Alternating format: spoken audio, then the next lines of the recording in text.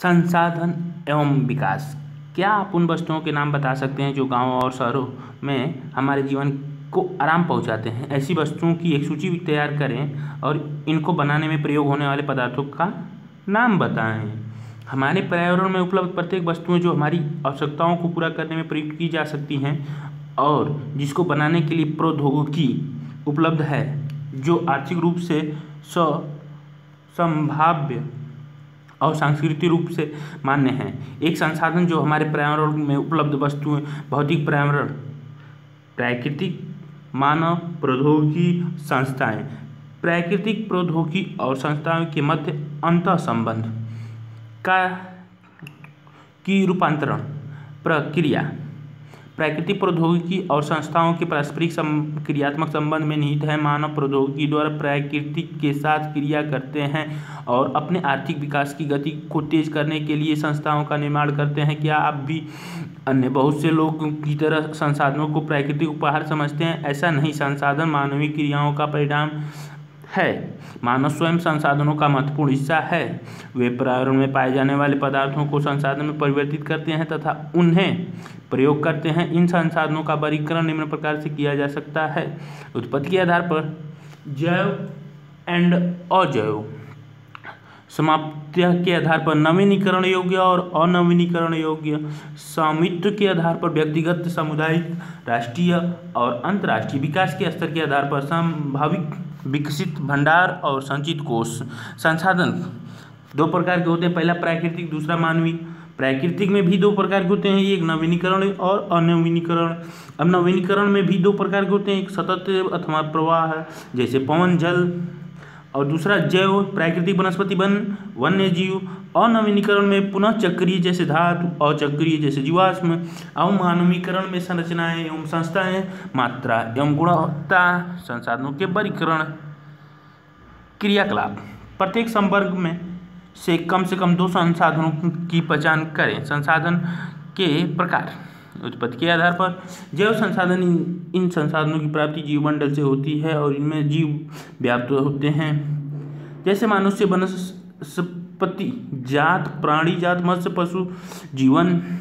मत्स्य जीवन, पशुधन आदि। अजैव संसाधन वे सारे संसाधन जो निर्जीव वस्तुओं से बने हैं अजैव संसाधन कहलाते हैं। उदाहरण के लिए चट्टानें और धातुएं। समाप्ति के आधार पर नवीनीकरण योग्य वे संसाधन जिन्हें भौतिक, रासायनिक या यांत्रिक प्रक्रियाओं द्वारा नवीनीकृत या पुनः उत्पन्न किया जा सकता है, उन्हें नवीनीकरण योग्य अथवा पुनः पूर्ति योग्य संसाधन कहा जाता है। उदाहरण के लिए सौर ऊर्जा, पवन ऊर्जा, जल, वन व वन्य जीवन। इन संसाधनों को सतत अथवा प्रवाह साधन में विभाजित किया जा सकता है। चित्र 1.2 में देख लें। अनवीनीकरण योग्य संसाधन, इन संसाधनों का विकास एक लंबे भूवैज्ञानिक अंतराल में होता है। खनिज और जीवाश्म ईंधन इस प्रकार के संसाधनों को उदाहरण हैं।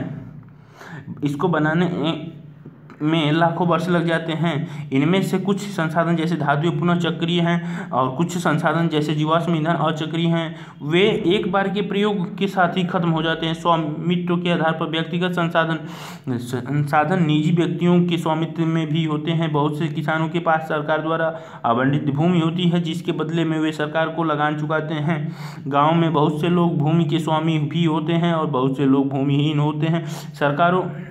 शहरों में लोग भूखंड, घरों व अन्य जायदाद के मालिक होते हैं। बाग, चारागाह, तालाब और कुओं का जल आदि संसाधन के निजी स्वामित्व के कुछ उदाहरण हैं। अपने परिवार के संसाधन की एक सूची तैयार करिए। अपने परिवार की संसाधन की दूसरी सामुदायिक स्वामित्व वाले संसाधन। ये संसाधन समुदाय के सभी सदस्यों को उपलब्ध होते हैं। गाँवों की शामिलात भूमि, चारण भूमि, शमशान भूमि, तालाब इत्यादि। नगरीय क्षेत्र के सार्वजनिक पार्क, पिकनिक स्थल और खेल के मैदान वहाँ रहने वाले सभी लोगों के लिए उपलब्ध है। राष्ट्रीय संसाधन, तकनीकी तौर पर देश में पाए जाने वाले सारे संसाधन राष्ट्रीय हैं। देश की सरकार को कानूनी अधिकार है कि वह व्यक्तिगत संसाधनों को भी आम जनता के हित में अधिग्रहित कर सकती है। आपने देखा होगा कि सड़कें, नहरें और रेल लाइनें व्यक्तिगत स्वामित्व वाले खेतों में बनी हुई हैं। शहरी विकास प्राधिकरण को सरकार ने भूमि अधिग्रहण का अधिकार दिया हुआ है। सारे खनिज पदार्थ, जल संसाधन, वन्य जीवन, राजनीतिक सीमाओं के अंदर सारी भूमि और 12 समुद्र मील यानी 22.2 किमी तक महासागरीय क्षेत्र, भूभागीय, समुद्री व इसमें पाए जाने वाले संसाधन राष्ट्र की आपदा है। अंतर्राष्ट्रीय संसाधन, कुछ अंतर्राष्ट्रीय संस्थाएं संसाधनों को नियंत्रित करती हैं। तट रेखा से 200 समुद्र मील की दूरी अपवर्जक आर्थिक क्षेत्र से परे खुले महासागरीय संसाधनों पर किसी देशों का अधिकार नहीं है। इन संसाधनों को अंतर्राष्ट्रीय संस्थाओं की सहमति के बिना उपयोग नहीं किया जा सकता। क्या आप जानते हैं कि भारत के पास अपवर्जक आर्थिक क्षेत्र से दूर हिंद महासागर की तलहटी से मैंगनीज ग्रंथियों का खनन करने का अधिकार है। कुछ अंतर्राष्ट्रीय संसाधनों की पहचान करें। विकास के स्तर के आधार पर संभावी संसाधन वे संसाधन हैं जो किसी प्रदेश में विद्यमान होते परंतु इनका उपयोग नहीं किया जा सकता। उदाहरण के तौर पर भारत के पश्चिमी भाग, विशेषकर राजस्थान और गुजरात में पवन और सौर ऊर्जा संसाधन का अपार संभावना है, परंतु इनका सही ढंग से विकास नहीं हुआ। विकसित संसाधन वे संसाधन जिनका सर्वेक्षण किया जा चुका है और उनके उपयोग की गुणवत्ता और मात्रा निर्धारित की जा चुकी है। विकसित संसाधन कहलाते हैं। संसाधनों का विकास प्रौद्योगिकी और उनकी संभाव्यता के स्तर पर निर्भर करती है। भंडार पर्यावरण में उपलब्ध वे पदार्थ जो मानव की आवश्यकताओं की पूर्ति कर सकते हैं परंतु उपयुक्त प्रौद्योगिकी के अभाव में उसकी पहुँच से बाहर है, भंडार में शामिल हैं।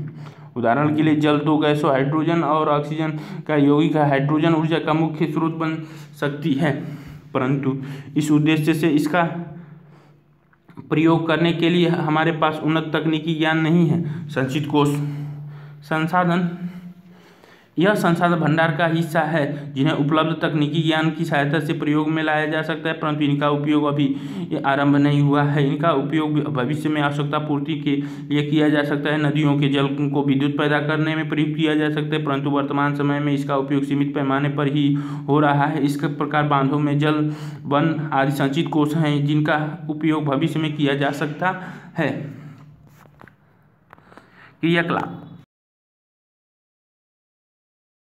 संसाधनों की एक सूची तैयार कीजिए। संसाधन का विकास संसाधन जिस प्रकार मनुष्य के जीवन यापन के लिए अति आवश्यक है उसी प्रकार जीवन की गुणवत्ता बनाए रखने के लिए भी महत्वपूर्ण है। ऐसे विश्वास किया जा सकता है कि संसाधन प्रकृति की देन है, परिणाम स्वरूप मानव ने इसका अंधाधुंध उपयोग किया है जिसमें निम्नलिखित मुख्य समस्याएं पैदा हो गई हैं। कुछ व्यक्तियों के लालचवश संसाधनों का हाथ से संसाधन समाज के कुछ ही लोगों के हाथ में आ गए हैं, जिससे समाज दो हिस्सों संसाधन संपन्न एवं संसाधनहीन अर्थात अमीर और गरीब में बंट गया है।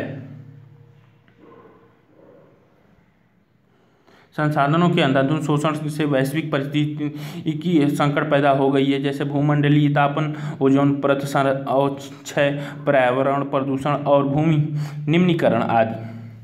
कल्पना करें कि तेल संसाधन खत्म होने पर इनका हमारे जीवन शैली पर क्या प्रभाव पड़ेगा। घरेलू और कृषि संबंधित अपशिष्ट को पुनः चक्रण करने के बारे में लोगों में विचार जानने के लिए अपने मोहल्ले अथवा गांव में एक सर्वेक्षण करें।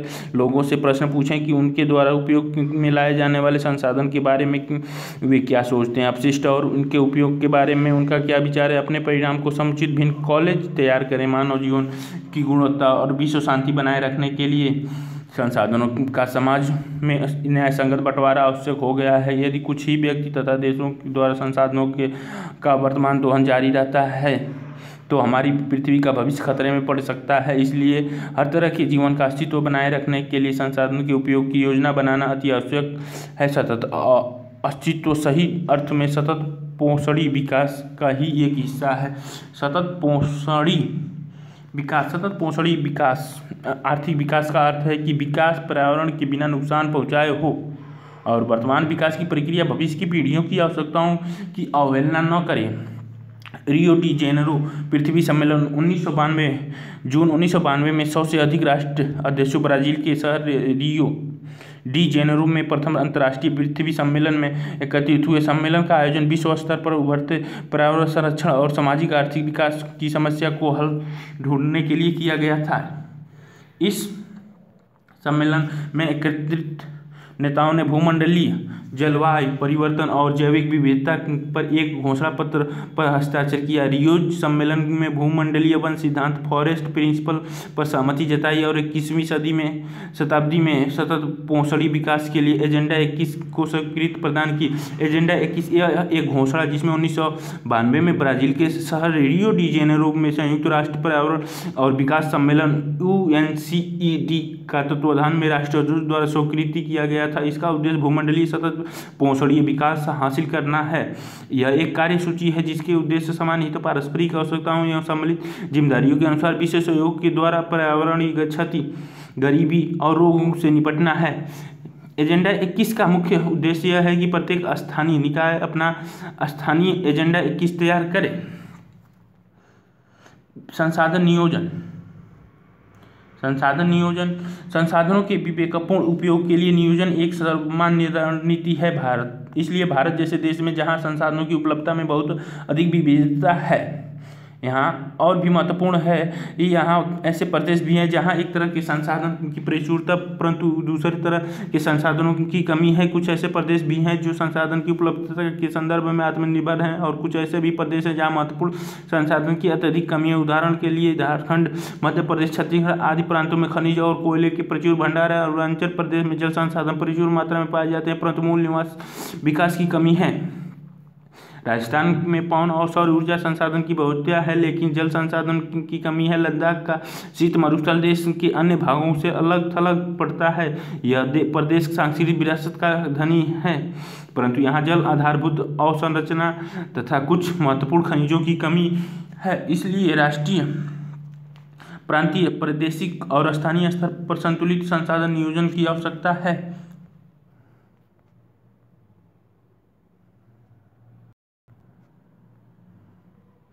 क्रियाकलाप: अपने राज्य में पाए जाने वाले संसाधनों की सूची तैयार करें और जिन महत्वपूर्ण संसाधनों की आपको राज्य में कमी है उनका पहचान करें। भारत में संसाधन नियोजन एक जटिल प्रक्रिया है जिसमें निम्नलिखित सोपान हैं। देश के विभिन्न प्रदेशों में संसाधनों की पहचान कर उनकी तालिका बनाएं।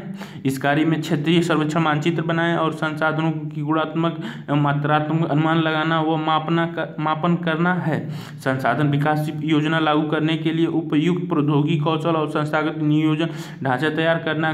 संसाधन विकास योजनाओं और राष्ट्रीय विकास योजना में समन्वय स्थापित करना। स्वाधीनता के बाद भारत में संसाधन नियोजन उद्देश्य की पूर्ति के लिए प्रथम पंचशील योजना से ही प्रयास किया गया। ज्ञात करें, समुदाय भागीदारी की सहायता से समुदाय, ग्राम पंचायत, वार्ड स्तरीय समुदाय द्वारा आपके आसपास के क्षेत्रों में कौन से संसाधन विकसित किए जा रहे हैं। किस क्षेत्र के विकास के लिए संसाधन की उपलब्धता एक आवश्यक शर्त है परंतु प्रौद्योगिकी और संस्थाओं में तंत्र रूपी परिवर्तन के अभाव में मात्रा संसाधन की उपलब्धता से ही विकास संभव नहीं है। देश में बहुत से क्षेत्र हैं जहाँ वो संसाधन समृद्ध होते हुए भी आर्थिक रूप से पिछड़े प्रदेशों की गिनती में आते हैं। इसके विपरीत कुछ ऐसे प्रदेश हैं जो संसाधन की कमी होते हुए भी आर्थिक रूप से विकसित हैं। क्या आप संसाधन संपन्न परंतु आर्थिक रूप से पिछड़े और संसाधन विहीन परंतु आर्थिक रूप से विकसित प्रदेशों के नाम बता सकते हैं? ऐसी परिस्थिति होने के कारण बताएं। उपनिवेशन का इतिहास हम बताते हैं कि उपनिवेशों में संसाधन संपन्न प्रदेश विदेशी आक्रमणकारियों के लिए मुख्य आकर्षण रहे। उपनिवेशकारी देशों ने बेहतर प्रौद्योगिकी के सहारे उपनिवेशों के संसाधनों का शोषण किया और उन पर अपना आधिपत्य स्थापित किया। अंततः संसाधन किसी प्रदेश के विकास में तभी योगदान दे सकते हैं जब वहाँ उपयुक्त प्रौद्योगिकी विकास और संस्थागत परिवर्तन किए जाएं। उपनिवेश के विभिन्न चरणों में भारत ने इन सबका अनुभव किया। अंततः भारत में विकास सामान्यता तथा संसाधन विकास लोगों के मुख्य संसाधन में उपलब्धता पर ही आधारित नहीं था बल्कि इसमें प्रौद्योगिकी, मानव संसाधन की गुणवत्ता और ऐतिहासिक अनुभव का भी योगदान रहा। संसाधनों का संरक्षण: संसाधन किसी भी तरह के विकास में महत्वपूर्ण भूमिका निभाते हैं परंतु संसाधनों का विवेकहीन उपयोग और अति उपयोग के कारण कई सामाजिक, आर्थिक व पर्यावरणीय समस्याएं पैदा हो सकती हैं। इन संसाधनों से बचाव के लिए विभिन्न स्तर पर संसाधनों का संरक्षण आवश्यक है। भूतकाल से ही संसाधनों के संरक्षण बहुत से नेताओं ने और चिंतकों के लिए चिंता का विषय रहा। उदाहरण के लिए गांधी जी ने संसाधनों के संरक्षण पर अपनी चिंता इन शब्दों में व्यक्त की है: हमारे पास हर व्यक्ति की आवश्यकता पूर्ति के लिए बहुत कुछ है, लेकिन किसी के लालच की संतुष्टि के लिए नहीं। अर्थात हमारे पास पेट भरने के लिए बहुत है, लेकिन पेटी भरने के लिए नहीं। ठीक, गांधी जी की ये वचन ही थी, पेट भरने के लिए तो बहुत है, बट पेटी भरने के लिए नहीं। उनके अनुसार विश्व स्तर पर संसाधन हास के लिए लालची और स्वार्थी व्यक्ति तथा आधुनिक प्रौद्योगिकी की शोषणात्मक प्रवृत्ति जिम्मेदार है। वे अत्यधिक उत्पादों के विरुद्ध थे और इसके स्थान पर अधिक बड़े जन समुदाय द्वारा उत्पादन के पक्षधर थे। अंतर्राष्ट्रीय स्तर पर व्यवस्थित तरीके से संसाधन संरक्षण की वकालत 1968 में क्लब ऑफ रोम ने की। तत्पश्चात 1974 में सुमेसर ने अपनी पुस्तक स्माइल इज ब्यूटीफुल में इस विषय पर गांधी जी के दर्शन की एक बार फिर से पुनरावृत्ति की। 1987 में वुडलैंड आयोग रिपोर्ट द्वारा वैश्विक स्तर पर संसाधन संरक्षण में मूलाधार योगदान किया गया। इस रिपोर्ट ने सतत पोषण विकास सस्टेनेबल डेवलपमेंट की संकल्पना प्रस्तुत की और संसाधन संरक्षण की वकालत की। यह रिपोर्ट के बाद हमारा साझा भविष्य आवर कॉमन फ्यूचर्स शीर्षक से पुस्तक के रूप में प्रकाशित हुई। इस संदर्भ में एक और महत्वपूर्ण योगदान रियो डी जेनेरो ब्राजील में 1992 में आयोजित पृथ्वी सम्मेलन द्वारा किया गया। भू संसाधन, हम भूमि पर रहते हैं, इसी पर अनेकों आर्थिक क्रियाकलाप करते हैं और विभिन्न रूपों में इसका उपयोग करते हैं। अतः भूमि एक बहुत महत्वपूर्ण प्राकृतिक संसाधन है। प्राकृतिक वनस्पति, वन्य जीव, मानव जीवन, आर्थिक क्रियाएं, परिवहन तथा संचार व्यवस्थाएं भूमि पर ही आधारित हैं। परंतु भूमि एक सीमित संसाधन है, इसलिए उपलब्ध भूमि का विभिन्न उद्देश्यों के लिए उपयोग सावधानी और योजनाबद्ध तरीके से होना चाहिए। भारत में भूमि पर विभिन्न प्रकार की भू आकृतियां जैसे पर्वत, पठार, मैदान और द्वीप पाए जाते हैं। लगभग 43% भू क्षेत्र मैदान हैं जो कृषि और उद्योग के विकास के लिए सुविधाजनक हैं। पर्वत पूरे भू क्षेत्र के 30% भाग पर विस्तृत हैं। वे कुछ बारहमासी नदियों के प्रवाह को सुनिश्चित करते हैं। पर्यटक विकास के लिए अनुकूल परिस्थितियां प्रदान करता है और पारिस्थितिकी के लिए महत्वपूर्ण है। देश के क्षेत्र में लगभग 27% हिस्सा पठारी क्षेत्र है। इसी क्षेत्र में खनिजों, जीवाश्म ईंधन और वन का अपार संचय कोष है। 27% 43% मैदान और 27% पठार और 30% पर्वत हैं। मुख्य भू आकृति का अंतर्गत क्षेत्र। सामान्यतः भू उपयोगी संवर्ग 1960 से 61 में और 2014 से 15 के बीच में। प्रतिवेदन क्षेत्र 100%। वन आपको ग्रीन वाला मिल गया, मतलब वन मिले 18.11% 1960 से 61 के बीच में। बंजर तथा कृषि योग्य भूमि आपको मिल गए 18.11%। गैर कृषि प्रयोजन के अंतर्गत क्षेत्र आपको मिले 4.95%। अस्थायी चारागाहों तथा अन्य गोचर भूमि पर मिल गए आपको 4.71%। विविध वृक्ष फसलों तथा उपवनों के अंतर्गत क्षेत्र आपको मिल गए कुल टोटल 1.50%।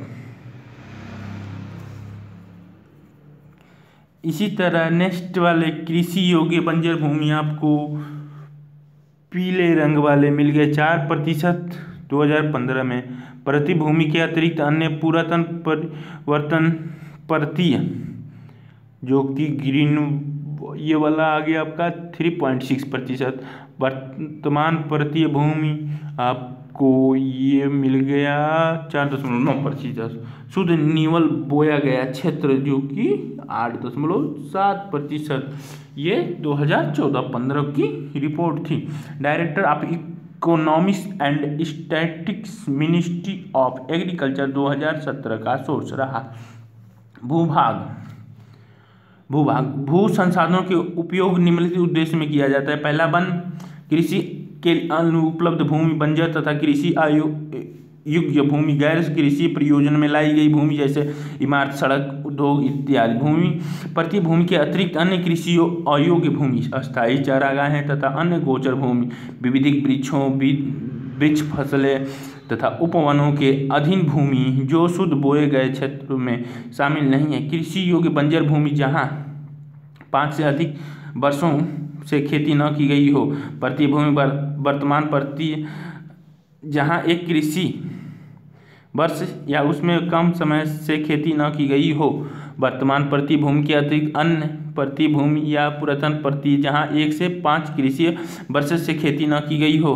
शुद्ध निवल बोया गया क्षेत्र एक कृषि वर्ष में एक बार से अधिक बोए गए क्षेत्र को शुद्ध निवल बोए गए क्षेत्र से जोड़ा दिया जाए तो वह सकल कृषि क्षेत्र कहलाता है। भारत में भू उपयोग प्रारूप भू उपयोग को निर्धारित करने वाले तत्वों में भौतिक कारक जैसे भू आकृति, जलवायु और मृदा के प्रकार तथा मानवीय कारक जैसे जनसंख्या घनत्व, प्रौद्योगिकी क्षमता, संस्कृति और परंपराएं इत्यादि शामिल है। भारत की कुल भौगोलिक क्षेत्र 32.8 लाख वर्ग किमी है, परंतु इसके 93% भाग के ही भूभाग आंकड़े उपलब्ध हैं। उत्तर प्रांत में असम को छोड़कर अन्य प्रांतों की सूचित क्षेत्र के बारे में जानकारी उपलब्ध नहीं है। इसके अलावा जम्मू और कश्मीर में पाकिस्तान और चीन के अधिकृत क्षेत्रों के भूमि उपयोग का सर्वेक्षण भी नहीं हुआ है। कि अगला भू उपयोगों के 2 वृत्तचित्र 1.4 की तुलना करके पता लगाएं कि 1960 से 61 और 2014 से 15 के बीच शुद्ध निवल बोए गए क्षेत्र और वन के अंतर्गत भूमि में बहुत सीमित परिवर्तन ही क्यों आया। अस्थायी चारागाह के अंतर्गत भी भूमि कम हुई है। पशुधन की इतनी बड़ी संख्या के लिए चारा उपलब्ध कराने में कैसे समर्थ होंगे और इसके क्या परिणाम होंगे। वर्तमान प्रति भूमि के अतिरिक्त अन्य प्रति भूमि अनुपजाऊ है और इन पर फसल उगाने के लिए कृषि लागत बहुत ज़्यादा है। अतः इस भूमि में 2 या 3 वर्षों में इनको 1 या 2 बार बोया जाता है और यदि इसे शुद्ध निवल बोए गए क्षेत्र में शामिल लिया जाता है तब भी भारत में कुल सूचित क्षेत्र के लगभग 54% हिस्से पर ही खेती हो सकती है।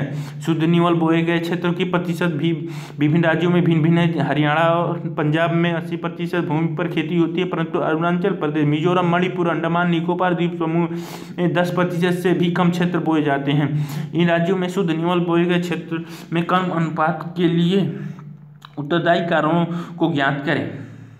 हमारे देश में राष्ट्रीय वन नीति 1992 द्वारा निर्धारित वनों के अंतर्गत 33% भौगोलिक क्षेत्र वंचित हैं, जिसकी तुलना में वन के अंतर्गत काफ़ी क्षेत्र कम है। वन नीतियों द्वारा निर्धारित यह सीमा पारिस्थितिकी संतुलन बनाए रखने के लिए आवश्यक है। वन क्षेत्रों के आसपास रहने वाले लाखों लोगों की आजीविका इस पर निर्भर करती है। भूभागों का एक भाग बंजर भूमि तथा दूसरा गैर कृषि परियोजना में लगाई गई भूमि कहलाता है। भूमि बंजर में पहाड़ी चट्टानों, सूखी और मरुस्थलीय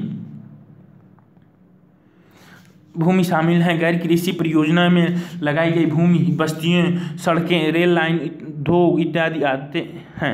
लंबे समय तक लगातार भूमि संरक्षण और प्रबंधन की अवहेलना करने तथा लगातार भूभागों के कारण भू संसाधनों का निम्नीकरण हो रहा है। इसके कारण समाज और पर्यावरण पर गंभीर आपदा आ सकती है। भूमि निम्नीकरण और संरक्षण उपाय। भूमि एक ऐसा संसाधन है जिसका उपयोग हमारे पूर्वज करते आए हुए हैं, अब तथा भावी पीढ़ी भी इसी भूमि का उपयोग करेगी। हम भोजन, मकान और कपड़े की अपनी मूल आवश्यकताओं का 95% भाग भूमि से प्राप्त करते हैं। तथा मानव क्रियाकलापों के कारण न केवल भूमि का निम्नीकरण हो रहा है बल्कि भूमि को नुकसान पहुँचाने वाले प्राकृतिक ताकतों को भी बल मिल रहा है। इस समय भारत में लगभग 13 करोड़ हेक्टेयर भूमि निम्नीकृत है। इसमें से लगभग 28% भूमि निम्नलिखित वनों के अंतर्गत है। 56% क्षेत्र जल अपर्दित है तथा शेष क्षेत्र लवणीय तथा क्षारीय है। कुछ मानव क्रिया जैसे वनोन्मूलन, अति पशुचरण, खनन ने भी भूमि को निम्नीकरण में मुख्य भूमिका निभाई है। खनन के उपरांत खदानों वाले स्थानों को गहरी खाई और मलबे के साथ खुला छोड़ दिया जाता है। खनन के कारण झारखंड, छत्तीसगढ़, मध्य प्रदेश और उड़ीसा जैसे राज्यों के वनोन्मूलन भूमि निम्नीकरण का कारण बना। है। गुजरात, राजस्थान, मध्य प्रदेश और महाराष्ट्र के अति पशुचारण भूमि निम्नीकरण का मुख्य कारण है। पंजाब, हरियाणा और पश्चिमी उत्तर प्रदेश जैसे राज्यों में अधिक सिंचाई भूमि निम्नीकरण के लिए उत्तरदायी है।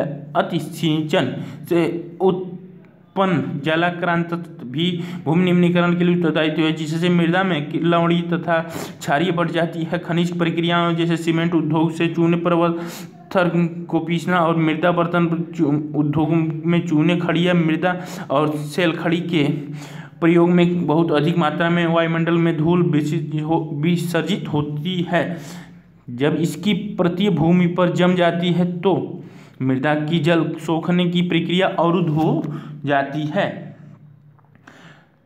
पिछले कुछ वर्षों से देश के विभिन्न भागों में औद्योगिक जल निकास से बाहर आने वाले अपशिष्ट पदार्थ भूमि और जल प्रदूषण का मुख्य स्रोत हैं। भूमि निम्नीकरण की समस्याओं को सुलझाने के कई तरीके हैं। वनोरोपण और चारागाहों की उचित प्रबंधन इसके कुछ हद तक मदद कर सकते हैं। पेड़ों के रक्षक मोखल, शेल्टर बेल्ट, पशुचारण नियंत्रण और रेतीले टीलों को कांटेदार झाड़ियों द्वारा स्थिर बनाने की प्रक्रिया से भी भूमि कटाव की रोकथाम शुष्क क्षेत्रों में की जा सकती है। बंजर भूमि के उचित प्रबंधन, खनन नियंत्रण और उद्योग जल को परिष्करण के पश्चात विसर्जित करके जल और भूमि प्रदूषण को कम किया जा सकता है। मृदा संसाधन, मिट्टी अथवा मृदा सबसे महत्वपूर्ण नवीनीकरण योग्य प्राकृतिक संसाधन है। यह पौधे के विकास के माध्यम है जो पृथ्वी पर विभिन्न प्रकार के जीवों का पोषण करती है। मृदा एक जीवन तंत्र है। कुछ सेंटीमीटर गहरी मृदा में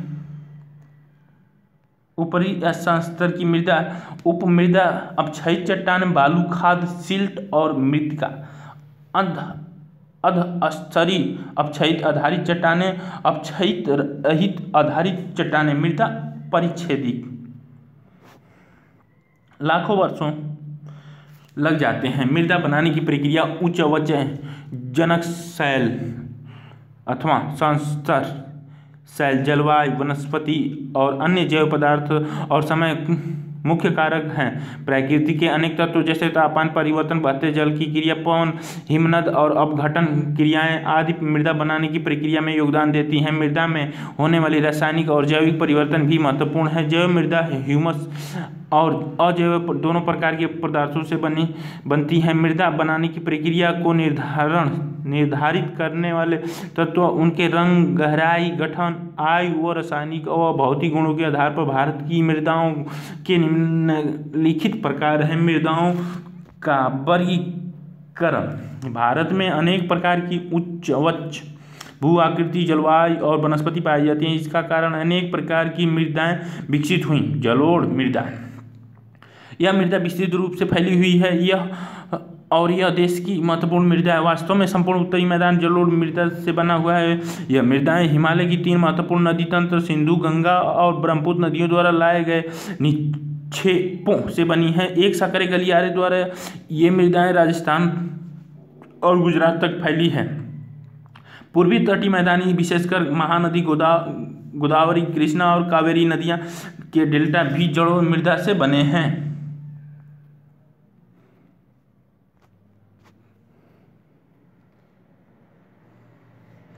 जलोढ़ मृदा से